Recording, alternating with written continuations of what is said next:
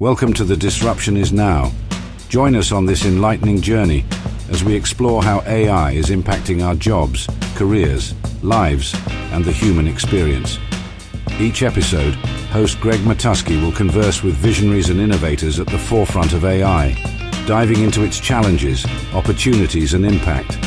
So buckle up as we venture into the heart of disruption, and together, let's unfold the future. Well, we're back with another episode of The Disruption Is Now, the podcast where we talk about all things AI and how it's impacting our economy, our culture, and commerce. And I'm your host. I'm Greg Matusky. I'm also the CEO of Gregory FCA, the large public relations agency. I'm very fortunate today because we're going to be talking about something that's coming up March 9th through 15th, a conference that I consider one of the most important in AI and important in technology. I'm joined by Andrew Blum. He is the COO and he's a co-founder of HumanX, which will take place at the Fontainebleau in Las Vegas. Great hotel. Thanks so much. Brand new hotel. And we're going to talk a little bit about what to expect at that show and why everyone should think about attending and listening, because in the world of AI, the only way you can really stay current is by sharing and collaborating with one another. And these conferences are so important to keeping everyone abreast as to what's happening, because it happens so quickly and it's so voluminous that I know I have difficulty in staying up with it. Andrew, did I get all that right about the conference and the dates? What did I miss? No, it's perfect. Only change is it's March 9th to 13th. 13th. Yeah, exactly, to the 13th. But people can stay till the 15th if they want. You know, well, I'm going to be there, hotel, so. But I can't even read my own handwriting. I had the 13th, but maybe we will. We'll go to the Sphere. You and I, we can hang out and go to one of David Chang's restaurants, which I understand even David Chang is coming. Exactly. Yes, he will be there. But the real heart of it is learning about AI from some of the largest companies and thought leaders. Let's just run down who's going to be there so that we can get some idea of the import and the substance of the conference. Totally. So we have a ton of folks, both from the large tech companies like the CEO of Snowflake, people from Microsoft, from Meta and Google, but then also, of course, kind of the core of the show are folks coming from the new AI model companies and app companies. So we have May Habib, the CEO and co-founder of Writer. I have followed May for years, and it's amazing what she's done with Writer, and always an interesting voice. Go ahead. I'm sorry. No worries. We have Kevin Weil, who's the CPO of OpenAI. We also have Thomas Wolf, who's the co-founder of Hugging Face, Clara Shih, the new head of business AI at Meta. So just, a really robust list. And then we have 5 of the top 10 Midas list investors, including Alfred Lin and so many others. So super excited to kind of get this group together and hopefully advance enterprise AI adoption. And one of your keynoters is Kamala Harris, if I understand. Yes, indeed. She will be joining us. We just announced Sunday night, March 9th. So really excited to welcome her and hear her takes on AI policy. And it is a rich and robust mix. You also have Colin Kaepernick, who's coming there for his company, Lumi AI, if I got that right. Yeah, exactly. No, it seems like, a lot of people are kind of interested in taking their experience and kind of their field of expertise and bringing it to AI, which I think is so great, because as we go through one of the largest tech shifts in a generation, you need diverse folks coming together to bring their experience and apply it, because it's going to change the entire economy and not just live in the walls of these large hyperscalers that we've seen kind of take over the past few years. Yeah, it is. And, in my story, it's really transformed my firm. We're totally AI enabled, Andrew, and we were pioneers. Literally, we've been at this for 4.5 years. Before ChatGPT was even introduced, we began our own AI, LLM model using ChatGPT-2 at Gregory FCA. We called it GladWrite after Malcolm Gladwell. It's kind of a legendary story in PR when everybody in the public relations agency was saying we're crazy and And we're artists. Machines can never do what we do. It's not a science, it's an art. Machines can't write. Machines can't brainstorm. Machines aren't creative. LLMs are predictive. They don't find anything new in the world. They just recite what the most likely next token will be. And I got to tell you, I thought it was revolutionary from the moment I saw it. And I thought it posed both an existential threat to my firm and a huge opportunity. And not just in productivity, but also in the quality of work product. And that's come to pass, right? So it definitely is transforming lots of companies. I think, where do you think we are on that deployment scale? I'm not going to say hype cycle because that's different than what I'm really interested in, but where do you think we are in companies actually moving forward on long since held plans and deploying it within their operations? Yeah, I think there was a ton of interest, post ChatGPT, of course, kind of across the board. And so we saw a ton of companies move to test out new models, to test out new apps that previously wouldn't even look at anything, technological. You're looking at law firms that are deploying, AI models within their firms, where previously, they were refusing to move to cloud, for example. So there are a whole bunch of kind of interesting players that are really bubbling up and were interested in being first movers when it came to AI in piloting the software. Now, the struggle was really closing that gap and moving from a pilot to actually being, being part of their software stack, and really keeping it sticky. Because at the end of the day, what we found was that, a lot of people were promising really big things, whether it was for law firms, whether it was, an AI salesperson or something like that. And then depending on the results, they could either maintain the contract or they couldn't. And so what we're seeing now, I think, is this leveling of the playing field, where the people who have really built out proprietary workflows are able to actually land in a company and expand their contract size and maintain their growth. But a lot of companies, if you're just kind of promising the world and you can't deliver it, you end up churning. So the interest, really got us to where we are today. But we're going to see, I think, over the next 6 to 12 months, who the real winners are when it comes to the tech that they've built and the problems that they're actually solving. Yeah, I think you make a great point with regard to workflow improvements. And that was kind of, I would say, a year ago in my industry. Now, you have to remember, this is a generative AI world I live in, right? It's all LLMs and language. Yeah. And first it proved itself in content generation. And it's still having trouble there because too many people don't really know how to prompt. And then they announce that it's failed, and they haven't taken the time to understand, for instance, how to inform the machine as to what you want the end product to be. And I give a whole course on that. But, a year and a half ago, it was like workflow, and people would just glaze over. They wouldn't know what I was talking about. But here at Gregory FCA, we've really used it to overcome a lot of the friction. Ours is a difficult industry in PR. We can't promise results. We can promise best efforts, right? And there's all this friction that goes along with that business service model, which had just been accepted. As an example, you have an interview with the Wall Street Journal, and you call the client, and the CEO is unavailable, and you miss the deadline. Well, you want to show that as value, but there's no real value. That's a friction point, right?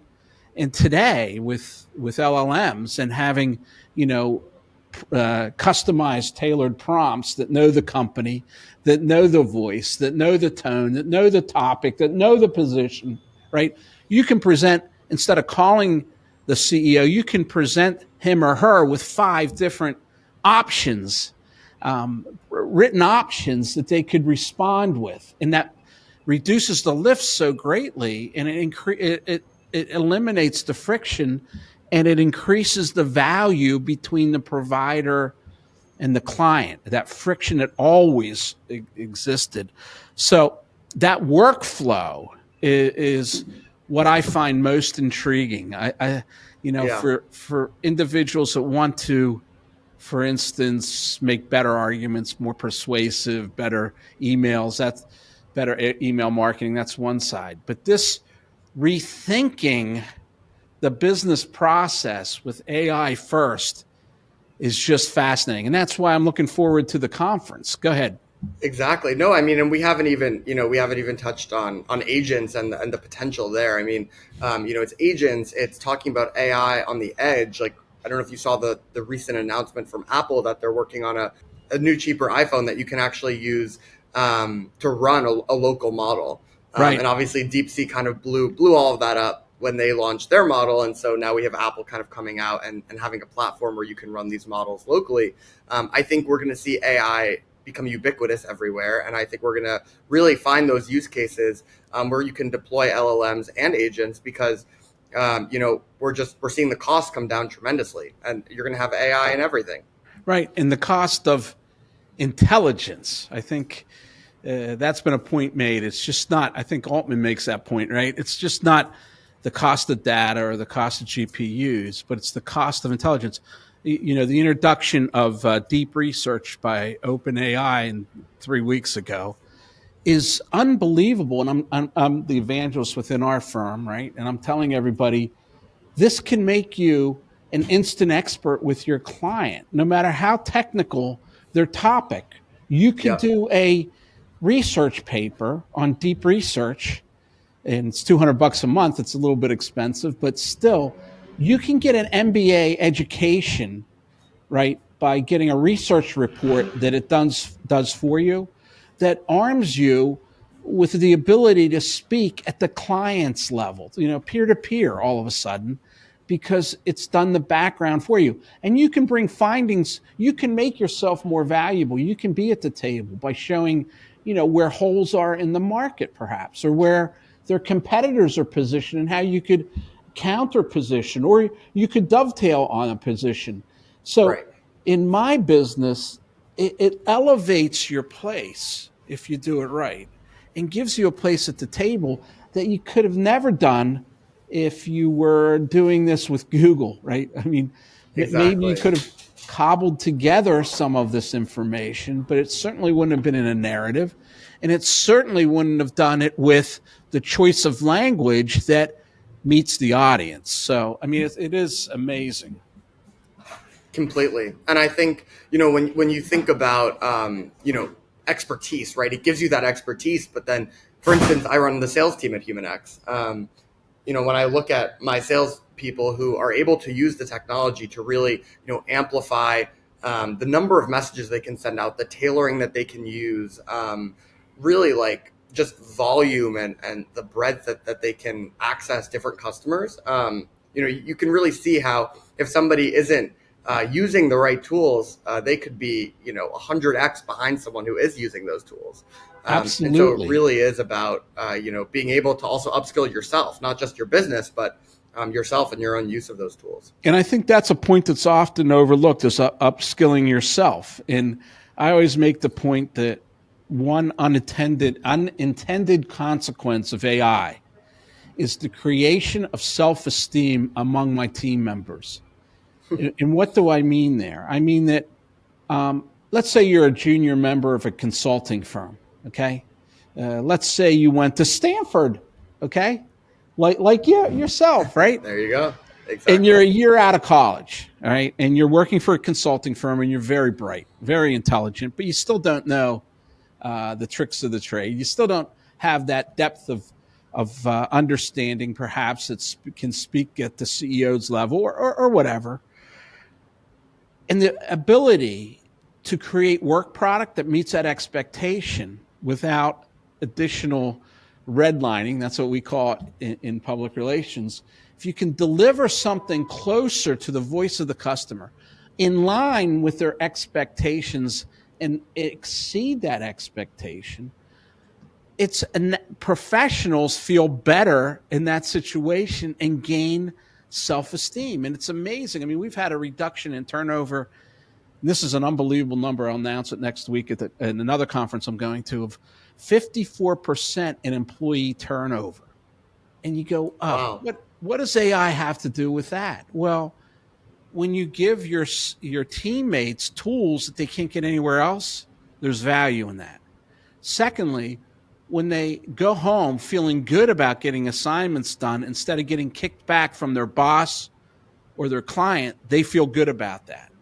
So there's something going on, I think, and those that are curious and those that are open-minded not only can upskill their skills, but they can up a self-esteem themselves, feel better about making impact in less time, right? Less time to learn. Great point. That Stanford grad who comes out of, Stanford, what's the business school at Stanford called? I should know that. GSB. Okay. Really smart people, but they need to be acquainted too with the products and services. But imagine if you can shorten that timeline.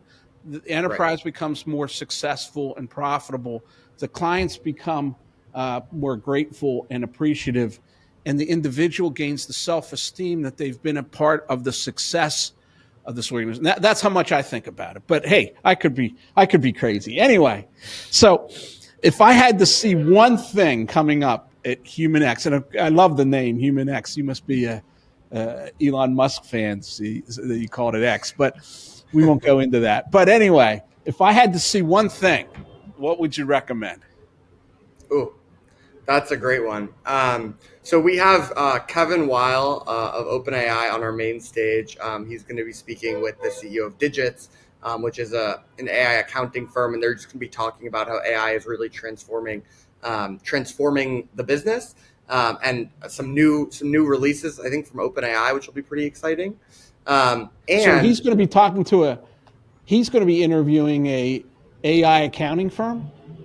Is that what you said? So it's actually going to be, they're going to be on like a super fireside, and then there's going to be a moderator as well. So all of our moderators are folks from different media outlets. So I think they're getting interviewed by someone, either like CNBC or Bloomberg. I'll get into jail if I say the wrong name, but that's wild. That's wild. That's a can't miss. With business services and the evolution that's taking place there. I interrupted you. You were giving me another one. Yeah. So, I mean, one thing that we're doing that is pretty unique to HumanX actually is we're taking these really incredible folks like Kevin who are speaking on stage, and they also bringing them to smaller roundtable discussions after their main talk. They're first come, first serve, so they're open to everyone from the event. They're all listed on the agenda, and you can find them there, and they're called interactive sessions. But really, you go from being on, in an audience of hundreds of people, seeing someone on stage who maybe you really admire, or you want to get their perspective on what they're building and how it's going to shape what you're building. Maybe you're building an application on top of OpenAI, for example, and you get to interact with them in this much smaller group setting. I think is really incredible. And I think it's a testament not only to our incredible speakers and their willingness to give back, but also the great attendees that we have. Everybody is a decision maker in their business. Everybody, owns a budget or manages a team or is trying to figure out how to procure new AI technology and how to use it for themselves and their business. And so, I think that's just a really incredible opportunity that I have not seen another conference do. Well, that's what's wild about AI, right? If you've got to learn, I think I started with this through the collaborative effort, right? You go to a conference like HumanX, and it's collaboration. This is not a sales conference. This is about learning, where the twists and turns in the road are coming out. What's happening? What is the product pipeline? How can you merge your product pipeline with where it's going? It's trying to find out where that puck's going instead of where it is today. And that is something, Andrew, I'm much older than you. I have never seen that kind of collaborative sharing in any other segment of the economy I've been involved with. So I got to congratulate you. I'm really excited about it. It's March 9th through the 13th, although Andrew and I will be hanging to the 15th there. Exactly. If anyone wants to join, we'll be at the Fontainebleau, drinking at the beautiful bar. Fontainebleau. I was there a couple times last year. It is a beautiful new hotel, and I'm looking forward to it. I thank you for being with us, and I am already good at figuring out how to camp out that I can get at one of those round tables. Maybe I'll show up Saturday perhaps and stand in line. So thank you for being with us. Yeah, thank you for coming, and definitely make sure to get there early on Sunday so you can get your spot to see Kamala Harris. Very excited. For sure. Thanks for putting together this great conference, and I'm going to be there with my bells on. So awesome. Thanks for having me, Greg. Take care. All right. This podcast is a production of Gregory FCA. If you enjoyed our discussion today and want to continue exploring the transformative power of AI, please check out more episodes and subscribe wherever you listen to podcasts.